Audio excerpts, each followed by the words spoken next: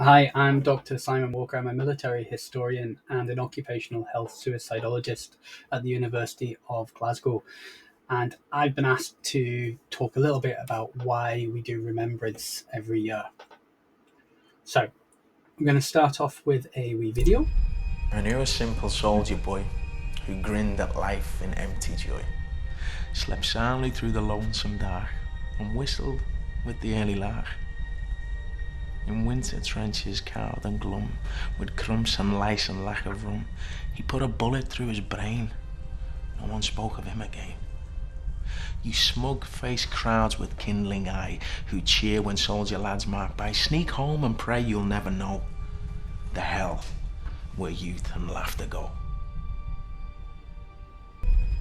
I knew a simple soldier This is a boy poem from the who First World grinned at War life by a in famous empty war joy, poet called Siegfried slept Sassoon. soundly through the It was lonesome published in dark, 1918, whistled but with the early lark. the poem had been circulated before In that. winter trenches It's cowed my and favourite glum, poem, with crumps and lice and and lack it's of not rum. one that you'll He probably put a have heard bullet through his in brain. comparison to, No say, one spoke of in him Flanders again. Field or Dostoevsky You before the rest, smug-faced or crowds with any of kindling those. eye, who cheer when But I soldier think it's lads the march most by, sneak visual, it's the home most and pray you'll visceral, never it's know the most the hell kind of telling where of youth all and of laughter the go. poems that you may get from the First World War, just about the horrors of war. I knew a simple When he talks soldier about boy her who story grinned of at how life in empty joy, soldiers went to slept war soundly through the ready lonesome to dark, fight, and and many of them whistled went with with the early propaganda lark. and they went with excitement In in some winter cases, trenches cowed for and the glum, excitement of war in with the crumps First World and War. lice and lack of rum, he put a bullet through Lads his just brain. skipping down No one to spoke the of him recruitment again. office to get You themselves in uniform smug-faced and get crowds themselves with kindling eye, who all cheer when geared up soldier and lads mark by, excited. sneak home and pray And you'll by never the end know of the war in the hell 1918, where youth and laughter obviously go. that wasn't the case, and it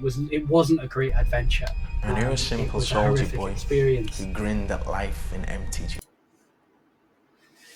20th century is a period of immense conflict. 231 million people have estimated to have died in conflicts and wars in the 20th century alone.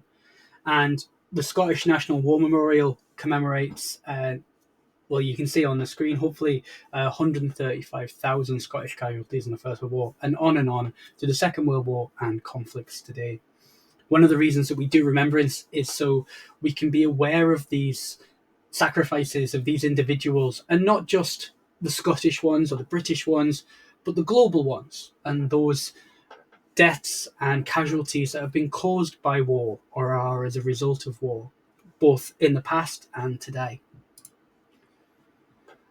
But sticking with the past, this is an account from a private Warsaw who, in 1917, recorded in his diary that he'd been hit and he was then sent to hospital. And this is his story. And he said, there was a flash in the sky, and I realized with a shock that I had been badly hit.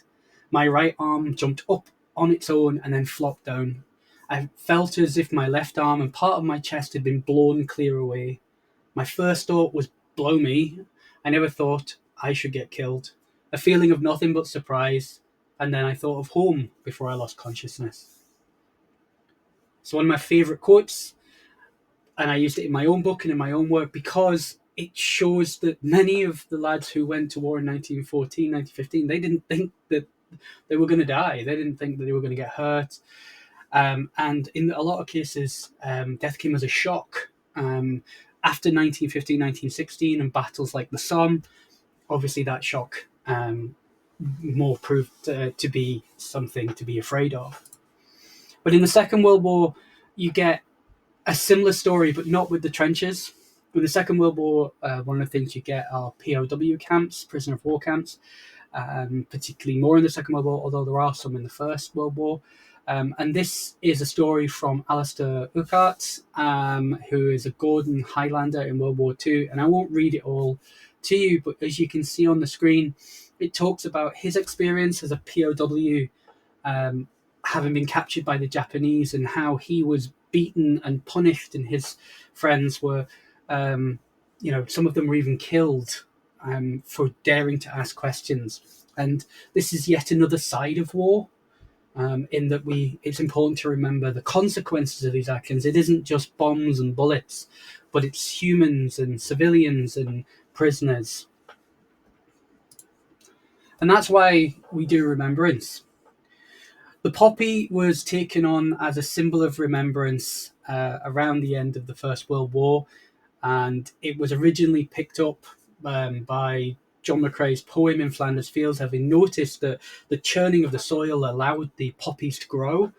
And out of all of this death and destruction came this beautiful flower. And in 1918, it was then suggested by Moina Michael that they should use the poppy as a symbol of remembrance, and it has been ever since. And now there are multiple different versions, but the red and black poppy always sticks in our minds. And for me, the idea here is about what the wars have presented, and it's not just the big numbers and how many died, how many got sick, how many got hit by a bomb or a bullet or a tank, or it's about the individuals that some of them were barely older than you watching this, and one of them was Private William Broadbent, he was just 18 when he went to war in 1914, and he did these beautiful pictures. And I think the one on the right with him and his bedfellow, his rat that crawled into his bed, it's really funny. But the one on the left shows that as he entered the army, he was all smart and handsome, and then he's fighting in the trenches, and he's got present condition is he's haggard, and when peace is declared, he thinks he'll be almost a shell of himself.